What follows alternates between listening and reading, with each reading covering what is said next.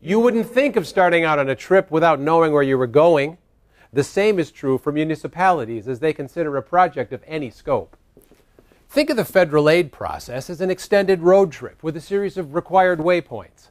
It's a good idea to have a map that shows you where you're going and how to get there. This presentation will provide you a sound understanding of the 6 elements in a cradle-to-grave process that should be used as your baseline of activities in the creation of a transportation project.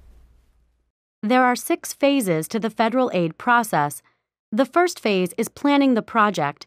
This includes initiating the job based on statewide transportation improvement programs, road conditions, and other inputs.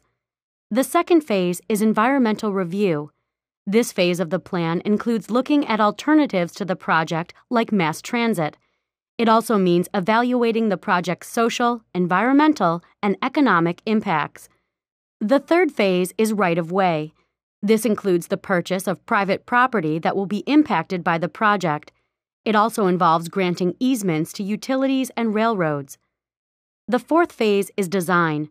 This step includes detailing the scope, cost, and time for the project.